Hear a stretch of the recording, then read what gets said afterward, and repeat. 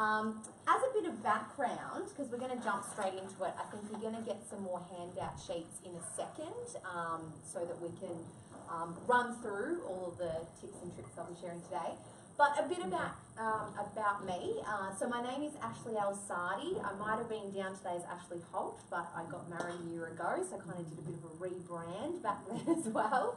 So Ashley Al-Sadi, and my company that I run is the Promo Donna, which is a lead generation company. So we are that rare and crazy breed that really love doing the grunt work that most of you want to avoid, and that is cold calling and direct marketing. So I actually started my profession about 14 years ago now. It was actually on the peninsula, so I was actually working for a small sales firm down this way, and I found my love of it, and I found that a lot of people in the team avoided it, that I was the only one that liked doing it, but also that a lot of business owners kept coming to this firm saying, I need something, someone that does what Ashley does. So my mind started ticking away, and I thought, well, I could probably make a business out of this, cold calling for businesses who want to grow. And so 7 years ago now, so I founded the business in July 2011, literally jumped in the deep end and started doing what I love to do best, which is calling from my bedroom, saying to companies, this is who I am, this is what I love doing, and quite quickly, I generated my first clientele. We rapidly grew from there. We've worked with over 100 companies Australia-wide now, and we always are generating highly qualified sales appointments for them, or sales leads. That really kind of depends on the client and what outcomes they're actually looking for. But we're a team of 5 professional cold callers who combined have completed over 50,000 hours of cold calling in our careers. Now, it's probably a lot higher than that because I actually put this presentation together quite some time ago, so we're probably up to about 60,000 hours now or something like that. But the reason I give you this background is because what I have become very passionate about over these years is actually training people in how to more effectively prospect, cold call, or sell. Because I think that it is one of the most paramount things for your business. I know there's been a lot of speakers today kind of honing in on the fact that if you haven't got your sales lead generation in place, if you don't have a process for it or you're not proactively doing it, your business could definitely be in danger. A lot of companies, when they come to the Promo Donna initially, what they'll be saying to me is we really need to generate new sales leads because a couple of our clients have just left. We weren't predicting that they would leave, and now our sales pipeline is completely bare. So what I'm passionate about is not only delivering those lead generation activities for our clients, but also training people like yourselves in how to build your sales pipeline so that you can never have that worry of where's my next lead coming from. So I work with a lot of organisations and individuals with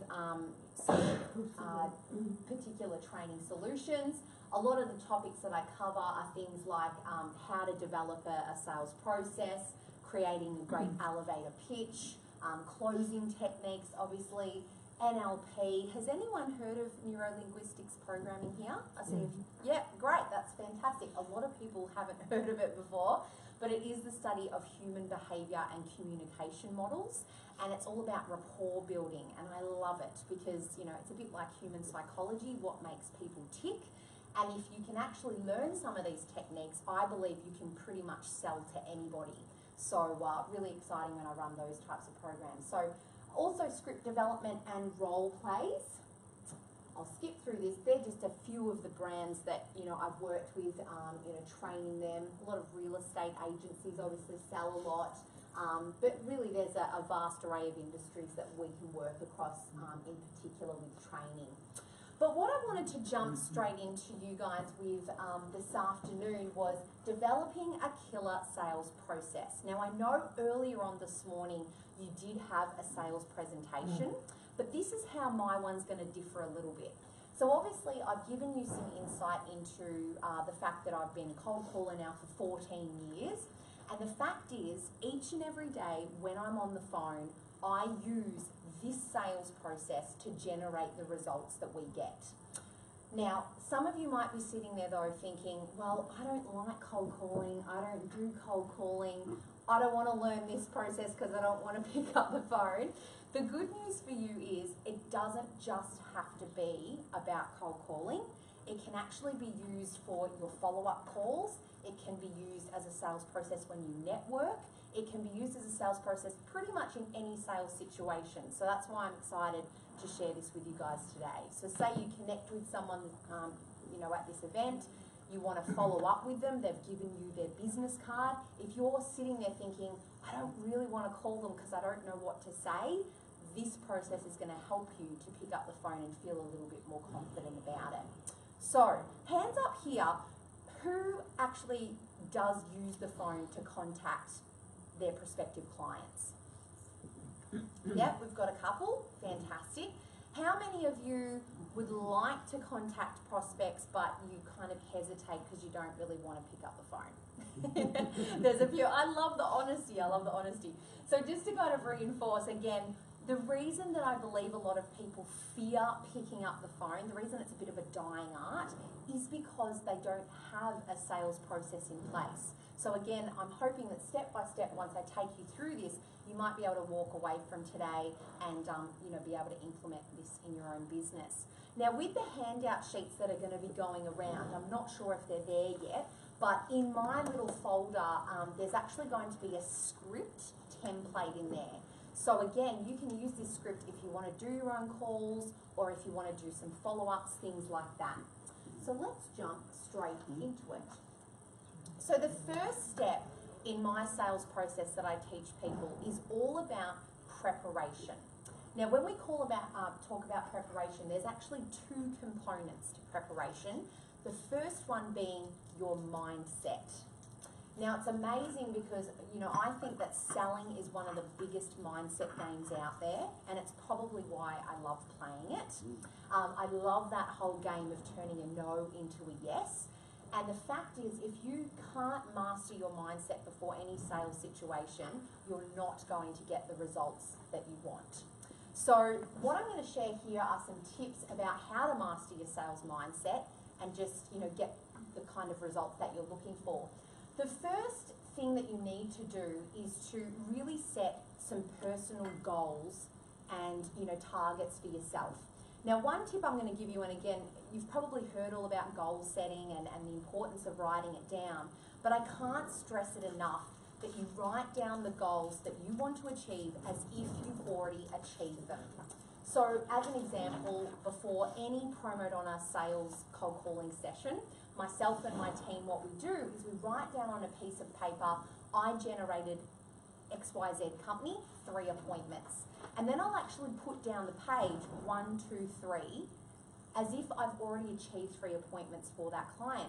Now, why that's really helpful is not only does it make me feel a bit more confident that yes, I'm going to get these appointments, but I think it makes it easier when I'm on the phone. If I get a no, I can kind of brush it off and say, well, the next call I might make might generate the leads that my brain's filtering for. So make sure, again, if you're going into a sales situation, you have some goals mapped out.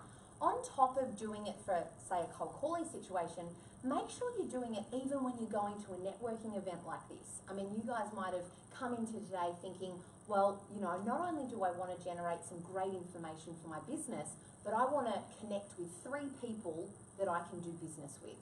So have a goal in mind and an outcome that you want to achieve, because otherwise you'll be flying blindly and you're never going to get great results from that.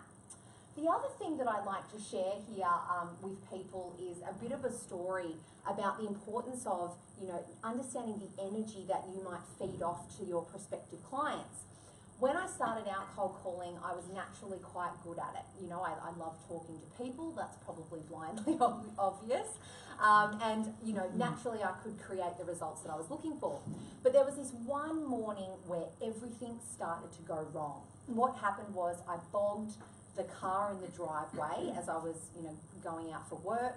The tyres were spinning, there was mud going everywhere. I was running so late. And then not only that, I tipped coffee down my top. And, everything, it was like a snowball effect. Everything started to go really wrong.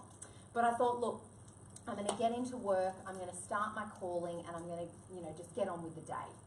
The first decision maker that I got onto, that I was speaking to, said, Ash, I wouldn't buy from you. It doesn't sound like you're passionate about what you do. It doesn't sound like you really want to be at work. And I thought, what has happened to get this, such negative feedback when naturally I'm quite good at this? So on reflection, I realised that it was the energy and the state of mind that I was in. That energy that I had been feeding off from the morning effectively was feeding down the phone to my prospective clients. And I actually shared this story with Vision Australia when I was actually training some blind cold callers, and they said it's a little bit like when we're with our blind seeing eye dogs. The energy we feel, whether we're sad or happy, actually feeds down the lead to the dog. So really remember that when you're in a sales situation, whether it's on the phone or in a networking event, you have to master that state of mind you're in.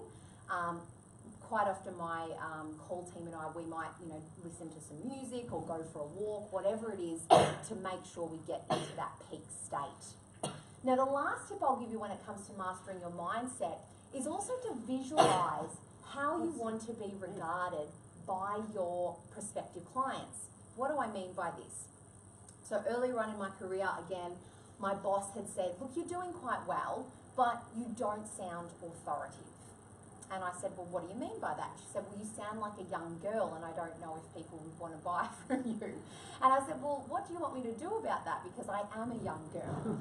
And, she said, let's kind of reflect on the tonality in your voice.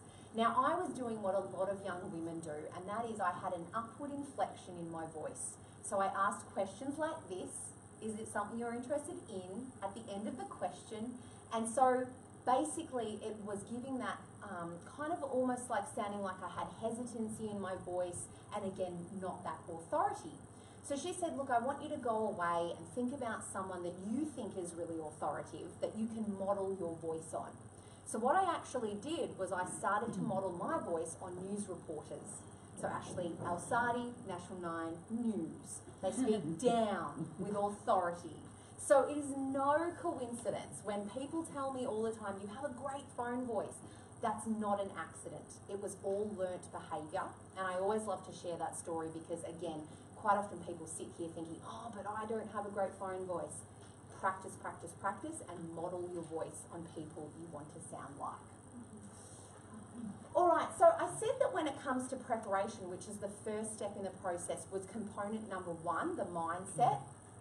The second component of preparation is understanding your products and services in relation to what your prospects want. Now, what do I mean by this? And I think, again, this was mentioned a little bit earlier by the other sales trainer about the fact that people don't care really about your business. They only care what's in it for them. So, quite often when we are working with a client at the Promo Donna, we'll ask them, to tell us all about their business. Tell me your pitch. And they'll always go on about their features and benefits and how great their business is.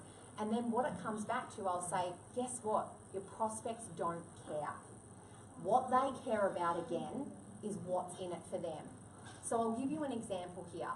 With the Promo Donna, we're a lead generation company. We've got 5 staff. We've been around for 7 years.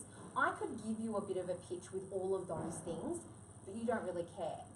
What you want to hear from me are things like, I'm going to help you avoid the sales grunt work that you don't want to do.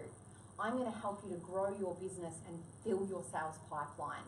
I'm going to make sure that you don't ever have to make a cold call again in your life. Things like that will connect with you, and they're issues that, that you'll appreciate. So when it comes to actually, putting preparation in before any sales situation, you need to, again, appreciate the issues faced by your prospect. So maybe think about the clients that work with you now. Why have they utilised your services? So for example, with cleaning, it was honed in on a little bit earlier that, people are all about trust and security and quality. But, they're probably utilising a cleaner because they don't have time to do it. Or because maybe someone internally had tried to do it before and it always got left to the last minute or something like that. So those kind of stories you can really build on when you're speaking to someone. You could say, look, I run a cleaning company. We work a lot with schools, for example. who didn't have the time or the internal resources to clean themselves.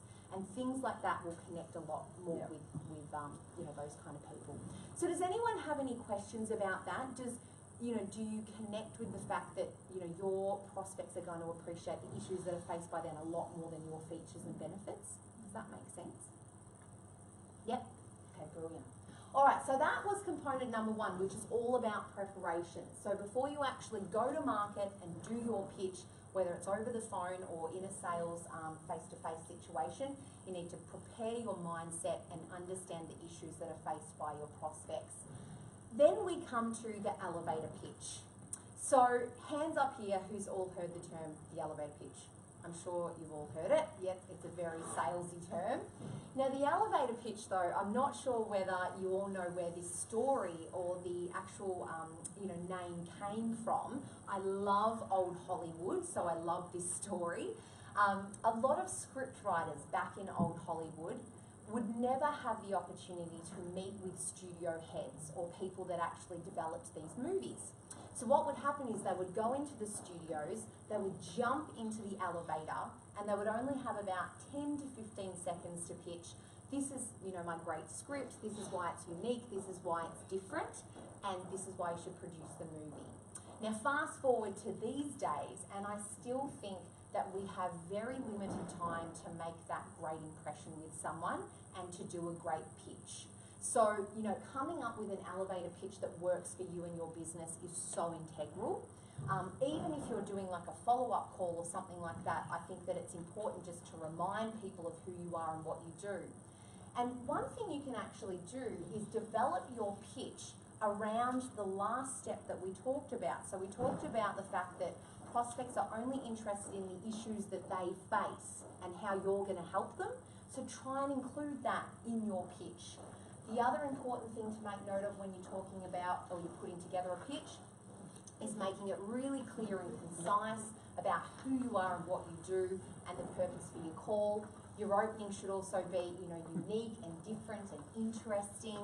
And the one thing that I will really point out here about the elevator pitch is practice is so important with this. Because, you know, again, when we work with companies at the Promo Donna and we run a workshop with them to learn all about their business before we start a campaign, I'll often say to them, give me your elevator pitch. Tell me, how do you pitch to market? And no one, it's very rare that people can actually do one in 1 or 2 sentences. They usually babble on for about 10 minutes and you know, give me too much information. So I then tell them, look, come up with a few different pitches that you think would gel with the market and then go and test them out. So go to a networking event, pick up the phone, whatever it may be, test it out and see what works for you. Any questions about the elevator pitch? Is that all pretty straightforward? Okay, fabulous. So once we've actually done the step 1, which is all about our preparation, and then we've done step 2, which is a great elevator pitch to the market, the next step is to give some great, or ask some great key questions. Now, before I jump into key questioning, and again, I know this was touched on a little earlier in one of the sales presentations about how integral questioning is. The reason that questioning is so important, and I'm going to give you a top tip here, so if you take nothing away from my talk today except this piece of advice, I'll still be very happy, so make sure you take note. So the tip I'm going to give you is the person who talks the most in a sales situation is losing the sale. And I learnt that very early on in my career, and it completely changed the way that I sold to people, because if you think about it, in this day and age, which is so full of information, people believe that they need to bombard you with information in order to sell to you. Or maybe they need to pick up the phone and, you know, you get those average telemarketers that call you up and go blah, blah, blah, and speak for 5 to 10 minutes, just bombarding you with information. You can't sell like that anymore. You really need to, again, address the issues that are faced by your prospect. And the way that you're going to do that is to ask some great questions and get them talking. So what you do after you do that great elevator pitch, which is 1 or 2 sentences, you then ask some great key questions. And now one of my tips around key questions is to ask open-ended questions. because it's a bit of a rookie mistake from my end. If ever I, maybe lose a sale over the phone, it's usually because I've asked a yes or no answered question. And the one that I hate the most that I'll share with you is this something you're interested in? I'm hearing laughter because I know you guys probably either ask it or you've heard people ask it all the time. And the thing is, when I hear my team say it, I'm always on their back going, oh, that's why you lost that phone call. Because the thing is, it's like a white rabbit. It allows people to run for the hills, and it's usually their opportunity to say, oh no, we're not interested. So instead of asking, is that something you'd be interested in, you need to ask questions that are open-ended and that will give you the information that you need. So for example, with the Promo Donna, we're a lead generation company, as you know, so we would ask something like, tell me about your current sales process. What current sales strategies do you have in place to generate new leads? Have you ever used a lead generation company before? And if so, what were the results that were produced? So those kind of questions are going to get you the information you need in order to be able to sell back to them. And I couldn't stress that enough, that questioning is just really, really paramount. So now we've come to one of my favourite parts of the process, and it's funny that it's a favourite because this is usually the part of the process that I think instills a lot of fear in people when it comes to selling. So we've done some preparation, we've mastered our mindset, we've done a great pitch, now we've asked some questions and the conversation has opened up. Now inevitably what may happen is you may get some objections that arise. And again, as I mentioned, I think when it comes to objections, this is the point where people feel like they're getting rejected by people. They think an objection is a rejection. But what I'd like to reinforce is that I think objections are really more a request for more information. So that person is really saying to you, I don't have enough information, or I don't see enough value yet in what you're telling me, so you need to dig a little bit deeper or help me to overcome, the objection that I have in mind. So the great news for you all is that you can overcome objections, and I'm going to share with you some of the techniques that we use at the Promo Donna each and every day. So the first one that I'm going to share with you is to put the objection up front. Now what do I mean by that? So I'll give you an example here. We work with a major signage manufacturer and installer. They actually target all the retailers in Australia to do their signage. So this is for storefronts and things like that. Now, when we started the campaign, the spiel used to be something like, hi, it's Ashley, I'm calling from XYZ company. We are a signage manufacturer and installer. Are you looking for some signage? Something along those lines. Now, I'm sure you can guess that the response we were getting was, well, we're a retailer, we already have signage and we already have a provider, so why would we need your services? What I decided to change that spiel to with my team was, again, putting the objection up front. So it became, hi, it's Ashley, I'm calling from XYZ company, we're a signage manufacturer and installer. Now, I understand that as a retailer, you would already have signage and you probably already have a provider that you're working with. But in our experience, a lot of companies review this. Can you tell me about your current review process when it comes to signage? It was amazing how the results turned around, because the reason this technique worked was, number one, that prospect saw it as less pressure. There wasn't that direct sell happening. It was more of a conversation of, tell me a little bit about your review process. They also thought, well, this person understands my business because they know I've already got signage and they know I've got a provider. So again, it built that rapport instantly. So not only did we find those immediate needs, so some companies would say, oh, actually, it's great that you've called. We do have a need for signage right now. Or there would be the ones that maybe said, look, we're reviewing it in 3 months, so give me a call back at that time. So putting the objection up front is really, really paramount, and you can use it in so many situations. Again, having a provider already is one of the most common objections across the board for any industry. I already work with a cleaner. I already have an accountant. I already have a sales firm we work with, whatever that is. So again, I always say, we understand that you would already have a provider in this space. However, I'm calling to really find out how that relationship's going. What's your experience? dig deeper to find out, you know, what's currently happening. So that's objection handling technique number one, putting it up front. The second technique is to clarify. Now, I know that a lot of people I work with, you know, a very common objection is price. And isn't it amazing how people sometimes say, I can't afford you, and you've not even spoken about the price yet. Like, you haven't even told them what your prices are, and they say, no, I don't have the budget. So what that says to you is that it may not actually be price that's the objection. Again, it may be, you know, that they haven't seen the value in what you're delivering yet, or, you know, it may be that they're not the decision maker, whatever it may be. Clarification is really key.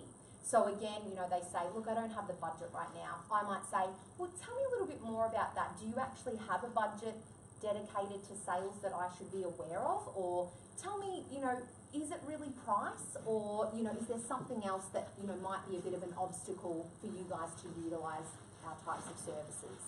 So clarification is very, very important. The other thing is empathy. Now, I spoke about NLP and, you know, the study of human behaviour a little bit earlier. And, you know, I think when it comes to sales, we would all agree that people buy from people that they like. And, you know, I find it's very similar as well that when someone's trying to buy from you, they also want to feel like they are like the rest of your clients. So empathy can go a really long way if they share an objection. If you can share a story of a situation where another client of yours who was very similar in a very similar situation and how you helped to overcome that, that will go a long way. So as an example, if someone calls up and says, look, I'm thinking of using you guys as a lead generation company, but the thing is, we've used a lead generation company before and it didn't produce the results we were looking for. You know, it was really poor quality. Then I would say, look, I'm so glad you flagged that with me. And it's funny, a lot of people when they initially call me are in this very situation. You know, they've used a lead gen company, you know, it didn't work, they haven't got the quality. However, this is how we are different and this is how we can help to overcome, you know, those kind of objections. So yeah, putting the objection up front, clarifying, empathy. Now I want to put it out to you guys, is there any objection that you regularly get that you're a little, like, that doesn't cover? Is there anything that you guys frequently get asked or, you know, have an objection come up that you're thinking, well, those three wouldn't cover it? It's the person who just doesn't care. Yeah. Yep. Just, I don't care. I don't care if you're going to save me $100. I couldn't be bothered talking to you. Yeah, that's a good one. So you're effectively kind of talking about that person that might say, look, I'm just not interested. Like, I like nothing more than what you're suggesting here. That's my favourite part of it. Like, if somebody is sticking their eyes in my restaurant and they're like this, and I get them to come in, I get them to have 2 meals and then some dessert and drink a bottle of wine. It's nothing, and they didn't even want to come in. Yes. You know, they were just walking past. So that's great for me, but it's the person who doesn't care. Yes. Who, like, I want to get through to that person. Definitely. And I guess, look, one thing I'll say to that is, I think that sometimes we would all love to sell to everybody, wouldn't we? We would love for everyone to be our client, but it's not possible. I mean, look, if I could sell to every single person, I'd be a very rich woman. And look, I can sell to a lot of people, but the fact is, I guess what I'm getting at is some qualification does need to take place. And sometimes when we are on the phone, there is a big difference between an objection and a rejection. Because I think, like you're kind of honing in on or touching on, someone that may be outright not interested doesn't care. Do you know what I mean? And that the thing about that is, the question is, do you really want that person to be your customer? Because, you know, it's a little bit like when we sometimes get results for clients. If we've had, you know, someone that was really standoffish on the phone, but we've kind of converted them in the end, it may not be a strong opportunity. I've taught my team to be a lot more qualified in recognising, does this person really care? Are they just saying it to get you off the phone? Because if that's the case, it's not going to be a great lead. So that's probably my feedback on that is, if it is someone who's acting like they don't care, they might not be worth fighting for. It might be better to move on to the next lead. But if there's someone that, you know, is kind of hesitating, like, oh, I'm not sure about coming in, that's when you could probably dig a little bit deeper and find out what's stopping them. you know, what's the issue. Yeah, sure. Yeah. Does that answer? But it's the most exciting part of selling something. Yes. Yeah. Oh, that's good. I Right. love that you say it that way. Yeah. Fabulous. Yes. Do you guys find much that sometimes it's not always the decision maker, you've got to find the enabler in that business or the influencer? Yeah, so that's a great question. So I quite often get asked, I think there's a couple of questions within your question. So Yeah. the first is the gatekeeper, obviously, and how do we get past the gatekeeper? So there's a lot of techniques to do that. Some of which I'll share, some of which I won't. No. One thing is, you know, you've got to get them on side because, you know, one of our techniques at the Promodon is definitely to befriend them because the fact is they're the gatekeeper for a reason. And, you know, some people in training will say, oh, I get so annoyed with them because they act like they run the business. And I'm like, but they kind of do to a certain extent. So you need to respect that receptionist. And so the techniques we might use are, you know, making note of their name. So, you know, like if we call up and it's Jane from XYZ company and, you know, we're looking for a decision maker, she says, oh, John's not available. Then the next time we call back, we might say, oh, hi, Jane. Yeah, I called yesterday. You might remember me. I was looking to speak with John. So again, kind of befriending them. Yeah. And they are the person that's probably going to ask things like, what's the call regarding? Now, a bit of a technique, you laugh because it's a common one. The technique that we sometimes use, and this is if you're getting a really tricky gatekeeper, is to sometimes come up with a spiel that's a little more technical so they can't make a decision on it, if that makes sense. So what I'm getting at here, so, you know, I'm trying to think, let's say recruitment companies, like it's very hard for us to sometimes ring for a recruitment company if we've got a ad hoc approach, you know, straight to market because the market is saturated. So if we ring up and say, hi, it's actually from XYZ Recruitment, we're talking about recruitment needs, the receptionist will shut us down. So we need to come up with a spiel that's more along the lines of maybe about HR or the people in the business or something like that that makes them feel like, okay, this isn't just a straightforward recruitment offer, maybe I should put them through to a decision maker, you know, to talk about this. Yeah, absolutely. And the other tip I'll give you as well is that you need to get a great list to call on if you're going to pitch to market, and part of that is about getting good decision maker names because receptionists and gatekeepers can smell a sales call a mile away if you don't have a name. So for example, if I rang up and said, oh, I'm just wondering who looks after HR, that's when they ask, yeah, who, you know, what's the call regarding? So you're better off saying, you know, doing your research, maybe even on LinkedIn. LinkedIn is a great resource these days. You can find, you know, so many decision maker names. So then you might ring up and say, look, I'm just wondering, is John still looking after HR? Oh yeah, okay, great. Well look, I'd love to have a chat with him, you know, something along those lines. So does that help? Yeah, absolutely. Yeah? Okay, fantastic. All right, so we've done objection handling. And what we're going to look at next, so the steps in the process so far, again to recap, have been mastering our mindset, you know, doing some great preparation around the spiel before we actually go to market. Then we do a great pitch, we ask some great questions, we handle those objections, and now we're going to come to the close. Now, I love that usually when we follow the sales process, if you have done it well, you should inevitably come to the close anyway. So what I mean by that is, you know, when I call on the Promodon, you know, on a campaign for us, we know that we've been successful and that we've got the sale. When someone says, oh, well, look, this sounds great, what's the next step? You know, can I meet with your director? Let's set it up. So it's almost like the prospect is asking for the close themselves. But again, that isn't always achievable. I know a lot of people say, well, you know, the close is the hardest part for me because I kind of think, you know, I've handled all their objections, they've asked me lots of questions, where do I go to from here? So I wanted to share today a few of the closing techniques that I like to use. And again, this doesn't have to just be on the phone. This can be used when you're networking, when you're following up a proposal, whatever that may be.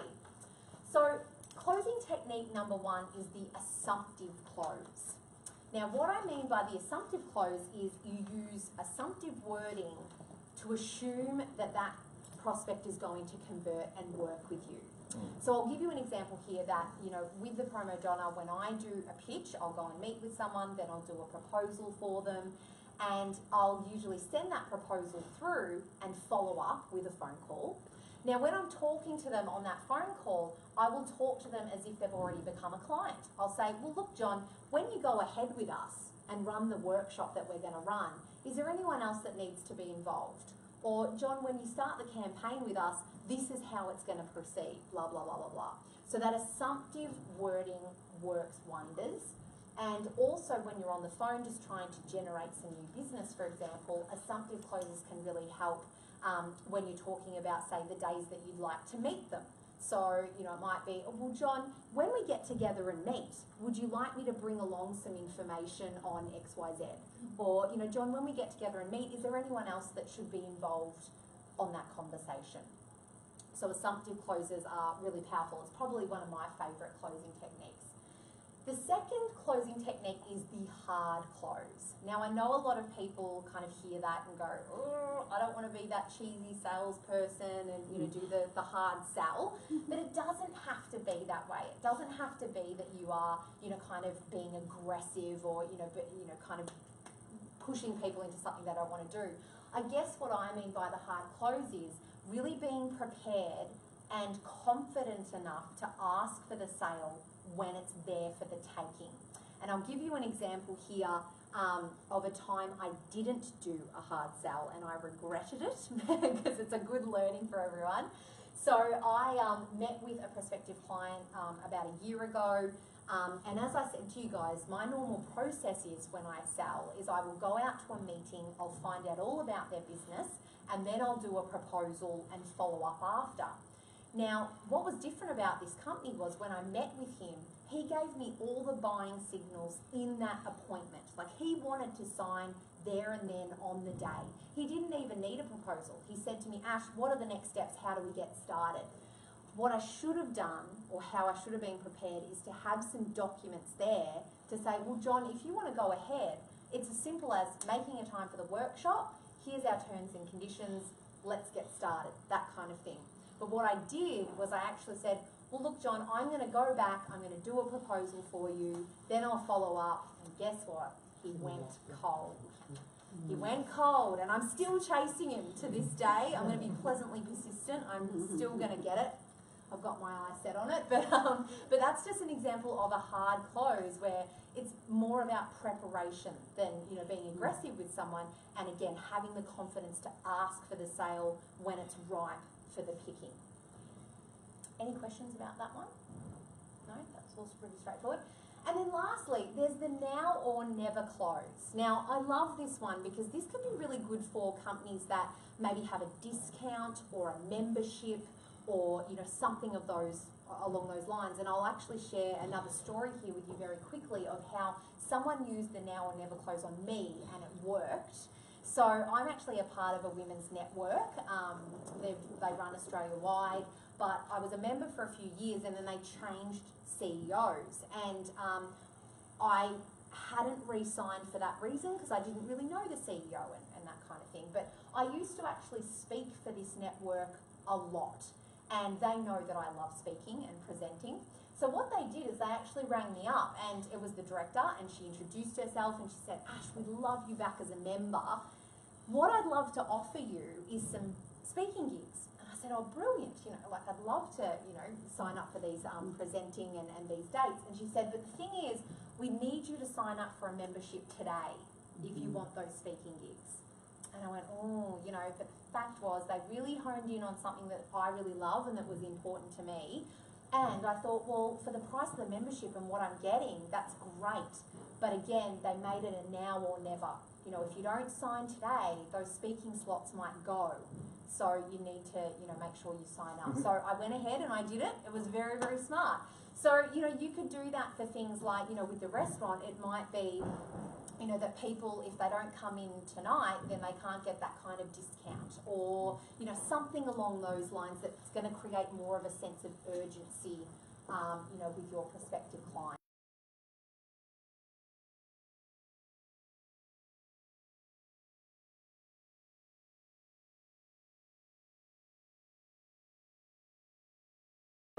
gone through the sales process, as I said, that we run each and every day when we're on the phones, but then again, you can use in-person, networking, whatever it may be.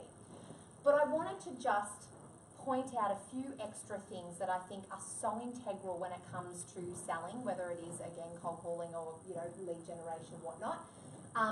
Following up is so paramount.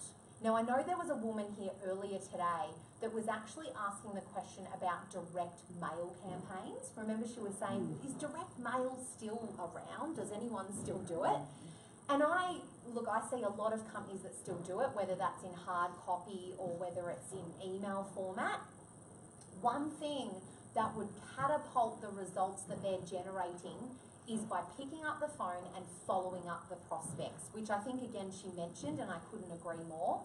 Because I'll give you an example here. I was speaking with a client earlier this week, and she said to me, Ash, I've got this new sales technique or a new way of prospecting people. I'm honing in on LinkedIn. And I said, okay, well, tell me about your process. What are you doing? She said, I'm searching for all the people that are a great ideal client or a fit for me on LinkedIn. And what I'm then doing is sending them sales messages via LinkedIn. And I kind of hesitated there because I was like, it was a little bit like they mentioned earlier when, you hear your client has a great idea, but they could be probably doing something a little bit better to make that strategy even more successful. So I said to her, well, what results are coming from those messages? She said, I'm not hearing from anyone. Like, no one's writing back to me. And I said, well, are you picking up the phone and calling these people after you've sent a message? And she said, do I really have to do that? And I said, well, you do, because I believe, again, that it's going to really increase a much better success rate when she actually picks up the phone, makes it more personal, and it looks professional as well. These days, companies are not following up. So if you want to stay ahead of your competitors, by following up on time every time, you are going to look that much more professional, and it's probably going to ensure that you're going to get the business that you want. So a few follow-up techniques that I've given you there. Tell the prospect you're obviously going to be following up. Get commitment for a follow-up by establishing a date and time.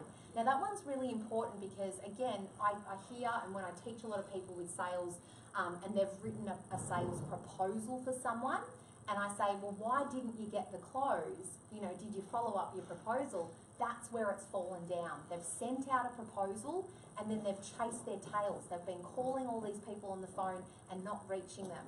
That could have been changed if they said, look, John, picked up the phone, I'm sending you your proposal today, just making sure that you're going to receive it.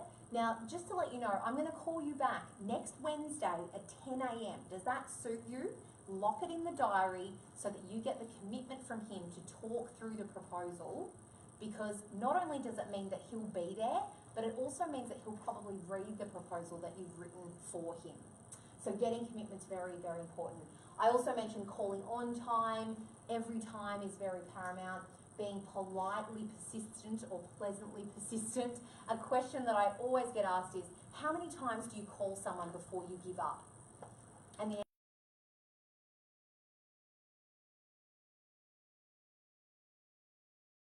asking them, and I say, no, this is what's key, being pleasantly persistent. So if I call someone, and it's a bit like that one that I want to win that I pitched to about a year ago, I might touch base with him maybe once every couple of weeks. The first time, if he's not there, I won't leave a message, but maybe I'll follow up in a few weeks after. We'll leave a message, maybe send a follow-up email. So just be pleasantly persistent, but showing that you are still going to be very determined to get the business and kind of win them over. And always being on time for a follow-up. And then the last slide that I've got up here is about rejection. Now I mentioned earlier that, that fear of rejection is so true for people when it comes to sales. Hopefully from the slides I've showed you today, you can understand that it's not always a rejection. If it's an objection, it may easily be overcome. But I am a big believer that even for those people, the guy that you mentioned that might come in and say, well, I'm just not interested, they just don't care. The fact is, the business world, whatever business you're in, is so rapidly changing every day. And I believe the position your business is in now, or the client, the prospective client's business now, to where it will be in 3 months might be very, very different. So that's why I've put up here that I believe like a no is never a no. So if someone says to me today, look, I don't really need the Promo Donna services, I'll say, okay, that's great, but do you mind if I keep in touch with you? You know, whether that's by email or, you know, again, doing that follow-up call. Because I believe, again, if you follow up with them consistently, you may find that, again, you're ahead of your competitors and you're going to find them when the timing's right. So it's important to keep in touch, keep notes, keep ownership. Do any of you guys have a CRM that you work from? Yeah. I see a few nods. Yep. So CRMs are really, really fantastic for this. A CRM is essentially a customer relationship management tool. What it can do is actually, you know, manage all of the leads, and you can put in there, you know, what was the last conversation that you had? When do you want to follow up with them? It might even flag a date for you to follow up with, which is fantastic, because if you speak to John and you have that conversation, you call him back in 3 months and say, hey John, the last time we spoke, you said that, you know, you were working on your sales strategy. How's that gone for you? He's going to go, oh yeah, I do remember that, and yeah, I appreciate you following up. This has happened, blah, blah, blah. So, you know, CRMs are really important. What CRM do you use? Great question. So there are so many out there in the marketplace that this is a key question I get asked. We actually use Pipedrive at the Promo Donna. Now that's for our own calling though. So if we are calling for the Promo Donna to generate new business, it's all through Pipedrive. When we are calling for other companies, they all have different CRMs. So we're very familiar with, you know, Infusionsoft, Zoho, Salesforce. There's so many different ones. And if you guys ever had any questions around what's the best one to use, I'm happy to have a chat with you, because it's very tailored to a business, I guess is what I would say, because I was speaking to someone the other day about this, that, you know, Infusionsoft is probably for a large organisation that needs a lot of different templates and a lot of different strategies and whatnot, whereas Pipedrive is very simple, easy to use. You can see your pipeline at a glance, things like that. So, yeah, so that's that. All right, guys. So, yeah, we've come to the end of my presentation. I hope that you've obviously got a lot of tips and techniques out of that you can use, again, whether you're on the phone or in any sales situation. One thing that I'm offering to all of the attendees here is a bit of a free lead generation review, I guess is what you would call it. So again, I'm very passionate about helping business owners to look at what they're currently doing, and it may even be that you're not doing much when it comes to lead gen. So over that hour consultation, what I can actually do is have a chat with you, see if there are some gaps in what you're doing, or if there are some things that you could be leveraging off that you may not currently be, and you know, how I might be able to help you with that. So if you're interested in doing that, I'd love to, you know, maybe grab your business card or something like that, and you can always get in contact with me via that email address as well. Are there any questions before we finish up? That's good. I just wanted to say Yes. something. Yes. Because I'm an insurance broker, Yes. can you imagine how hard it is for me to get through the gatekeeper? We have worked with a lot of insurance brokers before, and you're right, it is quite hard. It depends on your target market. So do you know, hone specifically in certain markets, sure. or?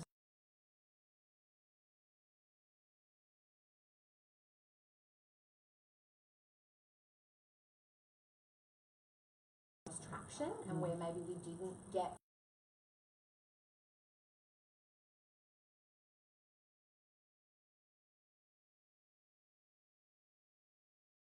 we're using. So yeah, if you'd like a chat, I'd be happy to talk through that. Perfect. All right, guys. Thank you so much for your time. Thank Thank you. Do you still do the